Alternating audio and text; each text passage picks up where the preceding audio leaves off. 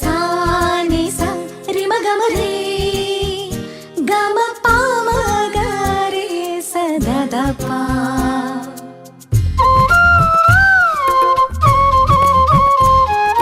புல்வெளி பெய்யும் சாரலை போல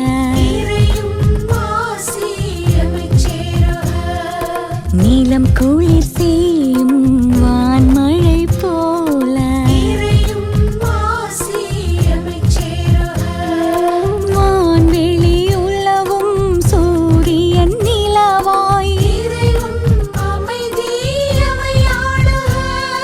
தானென நினையா படைப்பும் நிலமாய் ஆசியும் அமைதியும் அகம் சேரவே இயேசு கிறிஸ்துவின் மனநிலை வேண்டும். ஆசியும் அமைதியும் அகம் சேரவே இயேசு கிறிஸ்துவின் மனநிலை வேண்டும்.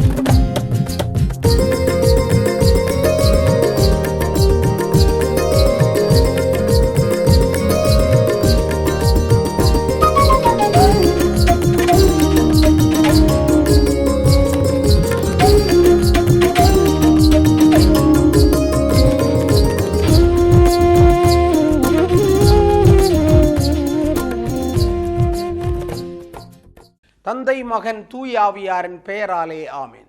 ஆண்டவர் இயேசு கிறிஸ்துவுக்குள் வாழ்கின்ற அருமையான என் சகோதர சகோதரிகளே, மரியாவிஷன் சார்பாக உங்களை வாழ்த்தி வரவேற்பதில் மகிழ்ச்சி அடைகின்றேன். மரியாவிஷன் உங்களுக்கு தேவையான ஆன்மாவுக்கு தேவையான இறைவார்த்தை சிந்தனை ஜெபங்களை கொடுத்து கொண்டே இருக்கிறது. எனவே உங்களுடைய நண்பர்களுக்கும் தெரிந்தவர்களுக்கும் அதை அறிமுகம் செய்ய வேண்டும் என்று அன்போடு கேட்டுக்கொண்டு இறைவார்த்தை சிந்தனை ஜெபத்திற்கு உங்களை அன்போடு அழைக்கின்றேன். இன்றைய இறைவார்த்தையானது திருவருகை காலம் முதலாவது ஞாயிற்றுக்கிழமை. இந்த இறைவார்த்தையானது மத்தேயு நற்செய்தி 24:37 44 வரை உள்ள இறை வசனங்களாக இருக்கின்றன. அக்காலத்தில் மானிட மகன் வருகையை பற்றி இயேசு தம் சீடரை நோக்கி கூறியது, நோவாவின் காலத்தில் இருந்தது போலவே மானிட மகன் வருகையின் போதும் இருக்கும். வெள்ளப்பெருக்குக்கு முந்தைய காலத்தில் நோவா பேழைக்குள் சென்ற நாள் வரை எல்லாரும் திருமணம் செய்து கொண்டும் உண்டும் குடைத்தும் வந்தார்கள். வெள்ளப்பெருக்கு வந்து அனைவரையும் அடித்து செல்லும் வரை அவர்கள் எதையும் அறியாதிருந்தார்கள். அப்படியே மானிட மகன் வருகையின் போதும் இருக்கும். இருவர் வயலில் இருப்பர், ஒருவர் எடுத்து கொள்ளப்படுவார், மற்றவர் விடப்படுவார். இருவர் திருகையில் மாவரைத்து கொண்டிருப்பர், ஒருவர் எடுத்து கொள்ளப்படுவார், மற்றவர் விடப்படுவார். விழிப்பாயிருங்கள், ஏனெனில் உங்கள் ஆண்டவர் எந்த நாளில் வருவார் என உங்களுக்கு தெரியாது. இரவில் எந்த காவல் வேளையில் திருடன் வருவான் என்று வீட்டு உரிமையாளருக்கு தெரிந்திருந்தால் அவர் விழித்திருந்து தம் வீட்டில் கன்னமிட விடமாட்டார் என்பதை அறிவீர்கள். எனவே நீங்களும் ஆயத்தமாயிருங்கள், ஏனெனில் நீங்கள் நினையாத நேரத்தில் மானிட மகன் வருவார். கிறிஸ்து வழங்கும் நற்செய்தி. கிறிஸ்துவை உமக்கு புகழ். அன்புக்குரிய சகோதர சகோதரிகளே, திருவருகை காலம் என்று சொன்னாலே விழித்திருக்கின்ற காலம், தயாராகின்ற காலம், எதிர்நோக்கின் காலம், நம்பிக்கையின் காலம். எனவே திருவருகை காலத்தினுடைய 4 மெழுகுதிரிகளில் இன்று ஒன்று பற்ற வைக்கப்படுகிறது. நம்பிக்கையின் மெழுகுதிரி, நம்பிக்கையின் விளக்கு, நம்பிக்கையின் ஒளியாக இருக்கிறது. எனவே ஆண்டவர் இயேசு கிறிஸ்துவை எதிர்பார்த்திருந்தார்கள். விடுதலை இங்கு விடியாதோ இறைவா, எங்கள் விலங்குகள் எல்லாம் உடையாதோ தலைவா என்று இஸ்ராயேல் மக்கள் ஆண்டவரை பார்த்து முறையிட்டார்கள். அந்த விடுதலை வர வேண்டும் என்பதற்காக கடவுள் தன்னுடைய ஒரே பேரான மகனை அனுப்ப வேண்டும் என்று தீர்மானிக்கின்றார். எனவே பழைய ஏற்பாட்டின் காலத்திலிருந்து விடுதலை நாயகனை மக்கள் எதிர்பார்த்தார்கள். விடுதலை நாயகன் என்று சொல்கின்ற பொழுது ஒரு தனிப்பட்ட மனிதரை மட்டுமல்ல, மாறாக இந்த உலகம் விடுதலை பெற வேண்டும் என்பதற்கான ஒரு சிந்தனையானது இருந்து கொண்டே இருந்தது. எனவே எசையா இறைவாக்கினர் நம்பிக்கையின் இறைவாக்கினர். இந்த வாரம் நம்பிக்கையின் வாரமாக இருக்கிறது. எசையா இறைவாக்கினர் தான் ஆண்டவர் இயேசு கிறிஸ்துனுடைய பிறப்பை பற்றி முதலிலே அறிவித்தார் என்று நாம் சொல்ல முடியும். காரணம், அவர் இந்த முதல் வாசகத்தில் அழகான ஒரு வாழ்வை அமைத்து கொடுப்பதாக எசேயா இறைவாக்கினர் சொல்லிக் கொடுக்கிறார். இஸ்ராயேல் மக்கள் மனம் தளர்ந்து சோர்ந்து கவலையுற்று கஷ்டப்பட்டிருக்கின்ற பொழுது ஒரு மெசியா பிறப்பார், தாவீதின் வழித்தோன்றலிலிருந்து பிறப்பார் என்று சொல்லுகின்ற செய்தியை கொடுக்கின்றார். எனவே அதனுடைய தொடர்ச்சியாக மத்திய நற்செய்தியில் இன்றைய இறைவார்த்தையை நாம் கேட்கின்றோம். ஆண்டவர் இயேசு என்ன சொல்லுகின்றார் என்று சொன்னால், அக்காலத்தில் மானிட மகன் வருகையை பற்றி இயேசு தம் சீடரை நோக்கி கூறியது. மானிட மகனுடைய வருகையை பற்றி இயேசு சொல்லுகின்றார். மானிட மகனுடைய வருகை என்பது இயேசு கிறிஸ்துனுடைய காலத்திற்கு முன் தொடங்கிய ஒரு எதிர்நோக்காக இருந்தது. எனவே அதை குறித்து அவர் சொல்லுகிறார். மக்கள் இந்த மீட்பர் வருகின்ற பொழுது எப்படி இருப்பார்கள், எத்தகைய சூழ்நிலையில் இருப்பார்கள், எத்தகைய மனநிலையில் இருப்பார்கள் என்று சொல்லக்கூடியதை தெளிவாக சொல்லிக் கொடுக்கின்றார். எனவே இன்றைய மைய சிந்தனையாக நாம் எடுத்திருக்கக்கூடியது விழித்திருத்தலும் விசுவாச வாழ்வும். விழித்திருத்தலும் விசுவாச வாழ்வும் என்று சொல்லக்கூடிய விழித்திருக்க வேண்டும், விழிப்பாயிருங்கள், விழித்திருந்து ஜெபம் செய்யுங்கள், விடாமுயற்சியோடு இருங்கள், விடாத பயிற்சியோடு இருங்கள் என்றெல்லாம் நாம் அடிக்கடி சிந்தித்திருக்கிறோம், தியானித்திருக்கிறோம், ஜெபித்திருக்கிறோம். எனவே விழித்திருத்தலும் விசுவாச வாழும் என்று சொல்லுகின்ற பொழுது மத்தேயு நற்செய்தி 24வது பிரிவில் ஆண்டவர் என்று சொல்லக்கூடியது மிக முக்கியமான வாழ்வினுடைய அம்சமாக இருக்கிறார். மிக முக்கியமான அம்சமாக இருக்கிறார். ஆண்டவர் இயேசு அழகான ஒரு அனாலஜி கொடுக்கின்றார், ஒரு எடுத்துக்காட்டை கொடுக்கிறார், ஒரு ஒப்பீட்டை கொடுக்கிறார். பழைய ஏற்பாட்டின் காலத்தில் நோவா என்று சொல்லுகின்ற மனிதர் நேர்மையாக இருந்தார், உண்மையாக இருந்தார், கடவுளுடைய கட்டளைகளை கடைபிடித்தார்.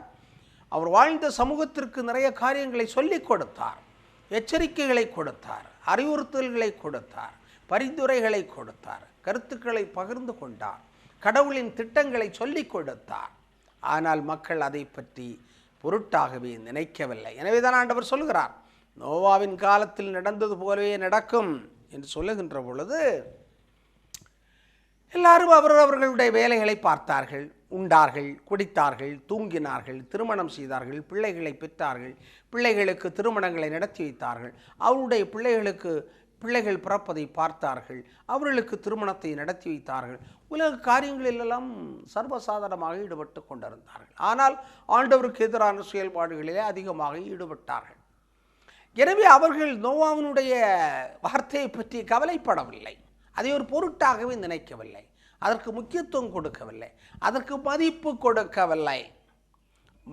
கொடுக்கவில்லை, நோவாவை மதிக்கவில்லை. ரெஸ்பெக்ட், மனித மாண்பை மதித்தல் என்று சொல்லக்கூடிய இந்த மனிதன் ஏதோ கத்தி கொண்டிருக்கிறாரே என்று சொல்லுகிறார் என்று கூட பார்க்க வேண்டும், செவிமடுக்க வேண்டும் என்று இல்லை. செவிமடுத்தவர்கள் இருந்தார்கள். எனவே அந்த மனித குலமானது, அந்த சமூகமானது ஒரு இன்டிஃபரண்டான ஒரு சமூகமாக மாறி கிடந்ததை பார்க்கின்றோம். இன்டிஃபரண்டான சமூகத்தில் தான் இன்றும் நாம் வாழ்ந்து கொண்டிருக்கிறோம். அண்மையிலே துபாயில் நடந்த ஏர் ஷோ, உலக நாடுகளில் இருந்தெல்லாம் ஏர்கிராஃப்ட்கள் ஷோ நடத்தின, விளையாட்டு சாகசங்களை நடத்தி தங்களுடைய வலிமையை காட்டின, தங்களுடைய அணு ஆயுத அல்லது ஆயுத போர்களுடைய விமானங்களுடைய வலிமையையும் திறமையையும் காட்டின. அதிலே நம்முடைய இந்திய நாட்டில் தயாரிக்கப்பட்ட தேஜஸ் விமானமானது கீழே விழுந்தது, நொறுங்கியது, எரிந்தது. பைலட்டும் இறந்து போனார். பைலட் இறந்து போகின்றார். எப்படி என்றெல்லாம் நமக்கு இப்பொழுது தெரியாது. நோமான்சியால் என்று சொல்லுகின்ற அந்த விமான ஓட்டி இறந்து போகின்றார். நல்ல அனுபவம் உள்ள ஒரு விமான ஓட்டி, ஆனால் அவர் இறந்து போய்விடுகிறார். அந்த இடத்திலே இறந்து போகிறார். சாகசங்களை செய்து வருகின்ற தேஜஸ் விமானமானது, அந்த போர்க்கருவி விமானமானது கீழே விழுந்து எரிந்து விடுகிறார். எரிந்த ஒரு சில மணி நேரத்திலே மீண்டும் அந்த ஏர் ஷோவை நடத்த வேண்டும் என்று பலரும் சொன்னார்கள். ஆனால் அமெரிக்க வீரர்கள், அமெரிக்க விமான ஓட்டிகள் அதை ஏற்றுக்கொள்ளவில்லை. எனவே அவர்கள் என்ன செய்தார்கள் என்று சொன்னால், அந்த ஷோவிலிருந்து, அந்த கண்காட்சியிலிருந்து, அந்த நிகழ்ச்சியிலிருந்து அவர்கள் ஒதுங்கி சென்று விட்டார்கள். காரணம், அவர்கள் சொல்லியது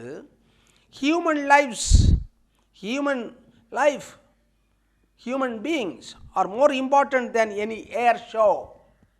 காரணம் என்னவென்று சொன்னால், தேஜஸ் விமானத்தில் இருந்த அந்த மனிதன், அந்த விமான ஓட்டி, நோமான்சியால் என்று சொல்லுகின்ற அந்த விமான ஓட்டியினுடைய உடைகள் எல்லாம் அந்த எரிந்து போன விமானத்தினுடைய பக்கத்திலே சிதறை கிடக்கின்றன.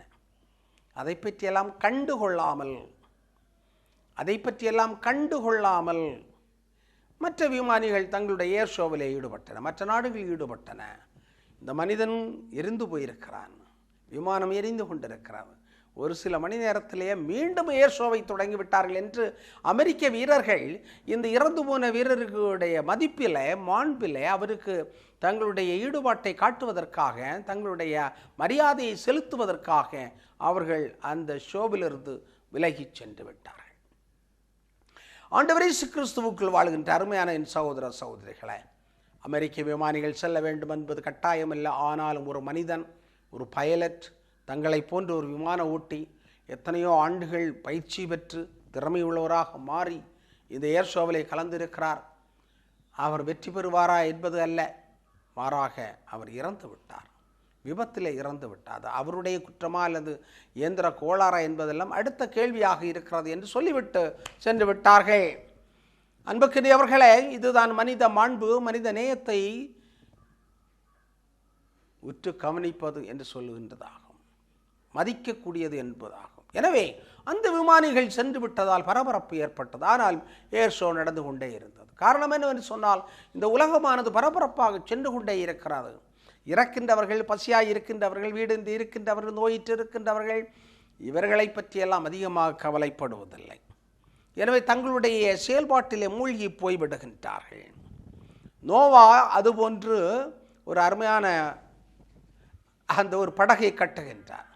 கப்பல் என்றுதான் சொல்லுகின்றோம், மர கப்பலாக இருக்கலாம், கட்டுகின்றார். அவருடைய நண்பர்கள், உற்றார்கள், உறவினர்கள், ஊரில் இருந்தவர்கள் எல்லாம், படகு படைத்தவர்கள் எல்லாம் ஏளனம் செய்தார்கள், சிரித்தார்கள், அவரை கேலி செய்தார்கள். ஆனால் ஆண்டவர் நோவாவுக்கு சொன்னதை நோவா கடைபிடிக்கின்றார். கட்டாந்தரையில் யாராவது கப்பல் கட்டுவார்களா என்று சொல்லி அவரை பற்றி கேலி செய்தார்கள். ஆனால் அவரை மதித்தவர்கள், அவருடைய கருத்துக்களுக்கு செவிமடுத்தவர்கள் மனம் மாறினார்கள், வாழ்க்கை பாதையை மாற்றிக்கொண்டார்கள். பயங்கரமான வெள்ளப்பெருக்கு வருகிறது, மழை பொழிந்து வெள்ளப்பெருக்கு வருகிறது, அந்த கப்பல் மிதக்கத் தொடங்குகின்றது. அந்த நோவாவுடன் இருந்தவர்கள் எல்லாம் அதற்குள்ளே சென்று விடுகிறார்கள். மற்றவர்கள் எல்லாம் அதை பற்றியெல்லாம் கவலைப்படாமல் இன்னொரு புறத்திலே கேளிக்கைகளிலும் விருந்துகளிலும் கொண்டாட்டங்களிலும் அது மயக்கத்திலும் இருந்து கொண்டிருந்தார்கள். எனவே அவர்களால் அதை பார்க்க முடியவில்லை, கேட்க முடியவில்லை, அதை ஏற்றுக்கொள்ள முடியவில்லை. அழிவின் விளிம்பில் இருக்கின்ற பொழுது நோவா நோவா எங்களுக்கு கதவை திற என்று சொல்லி சத்தம் போடுகின்றார்கள். ஆனால் கதவு திறக்கப்படவில்லை. காரணம், அந்த கதவை அடைத்தவர் கடவுள். அந்த கதவை அடைத்தவர் கடவுள். இந்த மனிதர்களுடைய இதயத்தை தட்டி தட்டி தட்டி செவி கொடு என்று சொல்லி கேட்ட பொழுது கூட இந்த மனிதர்கள் அவர்களுடைய இதய கதவை திறக்கவில்லை. எனவே இன்று ஆண்டவர் அந்த கப்பலுடைய கதவை திறக்கவில்லை. எல்லாரும் அழிந்து விட்டார்கள். நோவாவுடைய குடும்பம் காப்பாற்றப்பட்டது என்று சொல்லப்படுகிறது. ஆண்டவர் இயேசு கிறிஸ்துவுக்குள் வாழ்கின்ற அருமையான என் சகோதர சகோதரிகளே, உலகத்திலே நிறைய காரியங்கள் நடந்து கொண்டே இருக்கின்றன. இன்றும் பெண் கொடுக்கிறார்கள், பெண் எடுக்கிறார்கள், திருமணம் செய்கிறார்கள், பிள்ளைகளுக்கு திருமணம் செய்கின்றார்கள், சொத்துக்களை வாங்கி சேர்க்கின்றார்கள், உண்கின்றார்கள், குடிக்கின்றார்கள், உறங்குகின்றார்கள். எல்லா விதமான கேளிக்கைகளிலுமே இன்று உலகமானது சென்று கொண்டிருக்கிறார். துபாய் என்று சொல்லுகின்ற நாடு கேளிக்கைகளின் மையமாக உலகத்திலே மாறிக்கொண்டிருக்கிறது, மாறிவிட்டது என்று நாம் அறிகின்றோம். அந்த இடத்தில்தான் இந்த போர் விமானமானது கீழே விழுந்து எரிகிறது. அந்த கேளிக்கைகளுடைய மத்தியில், துபாயினுடைய கேளிக்கைகளுடைய மத்தியில், துபாயினுடைய பணத்தினுடைய மத்தியில், துபாயினுடைய செல்வ செழிப்பின் மத்தியில், கொண்டாட்டங்களின் மத்தியில் இந்த மனிதன் இறந்தது ஒரு பொருட்டாக கருதப்படவில்லை. ஆனால் அமெரிக்க விமானிகள் அதை பொருட்டாக நினைத்தார்கள். அதுபோன்று நோவாவுடைய குடும்பம் ஆண்டவருடைய இறைவார்த்தை கேட்பதற்கு ஒரு பொருட்டாக நினைத்தது. கேட்டார்கள், சிந்தித்தார்கள், அவர்கள் ஆண்டவரை பின்பற்ற வேண்டும் என்று அவர்கள் தீர்மானித்தார்கள். எனவே அவர்கள் காப்பாற்றப்படுகிறார்கள் என்று நாம் அறிகின்றோம். எனவே ஆண்டவர் இயேசு நோவாவினுடைய காலத்தில் இருந்ததை ஒப்பிட்டு சொல்லுகிறார். இன்று கூட உலகத்தில் அதுதான் நடந்து கொண்டே இருக்கிறார். எல்லாருக்கும் அவர்களுடைய வாழ்க்கை முன்னேற வேண்டும், காப்பாற்றப்பட வேண்டும், நன்றாக இருக்க வேண்டும், நிறைய பணம் சம்பாதிக்க வேண்டும், சொத்துக்களை சேர்த்து வைத்து கொண்டே இருக்க வேண்டும் என்று சொல்லுகின்ற ஒரு சிந்தனையானது இன்றும் மேலோங்கித்தான் இருக்கிறது. ஆனால் இதனுடைய மத்தியில் ஆண்டவர் இயேசுனுடைய கடவுளுடைய குரலானது ஒலித்து கொண்டே இருக்கிறது. மனம் மாறுங்கள், தயாராக இருங்கள், விழிப்பாக இருங்கள் என்று. இப்பொழுதெல்லாம் நம்முடைய தேசத்தில் இருக்கக்கூடிய மிக முக்கியமான சிக்கல் என்னவென்று சொன்னால், டெட்டுக்காக வேண்டி தயாரிக்கக்கூடியது. ஆசிரியர் பணி கிடைக்க வேண்டும் என்றால் டெட் பாஸ் ஆக வேண்டும் என்று சொல்லக்கூடிய ஆசிரியர் என்று சொன்னாலே அன்றாட பாடங்களை பற்றி தயாரிக்க வேண்டும், புத்தகத்தை படிக்க வேண்டும், செய்தித்தாள்களை படிக்க வேண்டும், பத்திரிகைகளை படிக்க வேண்டும். படித்து மாணவர்களுக்கு சொல்லிக் கொடுக்க வேண்டியது அந்த ஆசிரியருடைய கடமையாக இருக்கிறது. ஆனால் பெரும்பான்மையான ஆசிரியர்கள், நாம் கேள்விப்படுகிறோம், பெரும்பான்மையான ஆசிரியர்கள் இந்த டெட்டை கண்டு பயந்து ஓடுகிறார்கள். காரணம், புத்தகத்தை படிப்பதில்லை, பாடப்புத்தகங்களை வைத்து தயாரிப்பதில்லை, பத்திரிகைகளை படிப்பதில்லை, ஒவ்வொரு நாளும் அந்த பிள்ளைகளுக்கு சொல்லிக் கொடுக்கக்கூடிய காரியங்களை தயார் செய்வதும் இல்லை. எனவே அவர்கள் உண்டார்கள், குடித்தார்கள், உறங்கினார்கள், குடும்ப கவலைகளை சுமந்தார்கள், எல்லாவற்றையும் செய்தார்கள். ஆனால் தங்களுடைய பணி எதை எதிர்பார்க்கிறது, ஆசிரிய பணி எதை எதிர்பார்க்கிறது என்பதை உணர்ந்து அவர்கள் செய்யவில்லை. எனவே பாடம் படிக்கின்ற மனநிலையில் அவர்கள் இல்லை.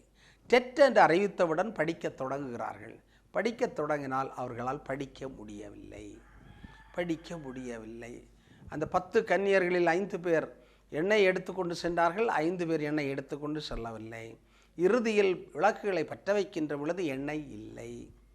ஆண்டவரே ஆண்டவரே எங்களுக்கு திரையும் என்று சொன்னார்கள், திறக்கவில்லை. காரணம், அவர்கள் தயாராக இல்லை, தயாரிப்பில் இல்லை, பயிற்சியில் இல்லை, முயற்சியில் இல்லை. எனவே கடைசி நேரத்தில் எதையும் சாதித்து விடலாம் என்று சொல்லுகின்ற சிந்தனை என்று சொல்லக்கூடியது மிகவும் முட்டாள்தனமான ஒன்று ஆகும். அதைத்தான் ஆண்டவர் சொல்லுகின்றார், விழிப்பாயிருங்கள், விசுவாசத்தை காத்துக்கொள்ளுங்கள். அந்த விசுவாச வாழ்வு என்று சொல்லக்கூடியது அன்றாட வாழ்வில் எப்பொழுதும் தயாராக இருத்து, எப்பொழுதும் நேர்த்தியாக இருத்தல். காலையில் கண் விழித்தவுடன் ஆண்டவருக்கு நன்றி சொல்லுவோம், காலையில் உண்ணுகின்ற பொழுது அதற்கு நன்றி சொல்லுவோம், உண்ட பிறகு நன்றி சொல்லுவோம், பிற்பகலில் உண்ணுகின்ற பொழுது அதற்கு முன் நன்றி சொல்லுவோம், அதற்கு பிறகு நன்றி சொல்லுவோம், மாலையில் நன்றி சொல்லுவோம், அதற்கு பிறகு நன்றி சொல்லுவோம், படுக்கைக்கு சொல்லுகின்ற பொழுது எல்லாவற்றுக்கும் சேர்த்து நாம் நன்றி சொல்ல கடமைப்பட்டிருக்கிறோம். நமக்காக மட்டுமல்ல, எல்லாவற்றுக்காக நன்றி சொல்ல வேண்டும், ஜபிக்க வேண்டும். நமக்காக வேண்டும் மட்டுமல்ல, மாறாக எல்லாருக்காக வேண்டி ஜபிக்க நாம் கடமைப்பட்டிருக்கிறோம். இந்த நாட்டில் நடக்கின்ற மத கலவரங்கள், சாதிய பிரச்சனைகள், சாதிய பிளவுகள், இவைகளை எல்லாம் நாம் பார்க்கின்ற பொழுது ஏதோ நடக்கப் போகிறது என்பதை நாம் உணர்ந்து கொள்ள வேண்டும். ஆண்டவருடைய அழைத்தலுக்கு நாம் செவிமடுக்க வேண்டும். அப்பொழுது செவிமடுக்கின்ற பொழுதுதான் அந்த இறையாட்சியை நாம் கண்டுகொள்ள முடியும். ஆண்டவர் எப்பொழுது வந்தாலும் தயார் நிலையில் இருப்பதற்கான தைரியத்தையும் நம்பிக்கையும் நாம் பெற்றுக்கொள்ள முடியும். எனவே அன்புக்குரிய மரியா விஷன் நேயர்களே, அன்பர்களே, நண்பர்களே, ஆர்வம் பெற்றோர்களே, இந்த இறைவார்த்தையை நாம் சிந்திப்போம். ஆண்டவர் இயேசுவுடைய வருகைக்காக வேண்டி இந்த மாதத்திலே நாம் சிந்திக்க இருக்கிறோம், தியானிக்க இருக்கிறோம். கிறிஸ்து பிறப்பு என்று சொல்லக்கூடியது நம்பிக்கையின் பிறப்பாக இருக்கிறது, வாழ்வின் புதிய பிறப்பாக இருக்கிறது. அந்த பிறப்பு விழாவை கொண்டாடுவதற்கு நம்மை நாம் தயாரிக்க கடமைப்பட்டிருக்கிறோம். இந்த இறை வார்த்தையை இன்று நாம் அதிகமான அழுத்தத்தோடு சிந்தித்து பார்ப்போம். ஜபிப்போமாக. எங்களை எல்லாம் பாசத்தோடு படைத்து பராமரித்து வருகின்ற எங்கள் நல்ல தந்தையை இறைவா, இந்த வேலைக்காக நாங்கள் உமக்கு நன்றி செலுத்துகின்றோம். எசையா இறைவாக்கினர் கொடுத்த நம்பிக்கையினுடைய அடிப்படையில் நாங்கள் ஒவ்வொரு நாள் நம்பிக்கையோடு வாழவும், நீர் எங்களுக்கு கொடுத்திருக்கின்ற கடமைகளை எல்லாம் கண்ணும் கருத்துமாக நாங்கள் பின்பற்ற வேண்டிய ஆற்றலை எங்களுக்கு தாரும். குழந்தைகள், மாணவர்கள், இளைஞர்கள், முதியவர்கள், நோயாளிகள், படுக்கையில் இருக்கின்றவர்கள் அனைவருக்காக நாங்கள் ஜெபிக்கின்றோம். மரியாவின் நேயர்களுக்காக சிறப்பாக வேண்டுகின்றோம். அனைவரையும் ஆசீர்வதித்தருளும். உம்முடைய அன்பின் பிள்ளைகளாக எங்களை வழிநடத்தருளும். இந்த மன்றாட்டுக்களை எல்லாம் எங்கள் ஆண்டோரும் திருமகனுமாகிய இயேசு கிறிஸ்து வழியாக உம்மை பார்த்து மன்றாடுகிறோம். ஆமென். தந்தை, மகன், தூய ஆவியாரின் பெயராலே ஆமென்.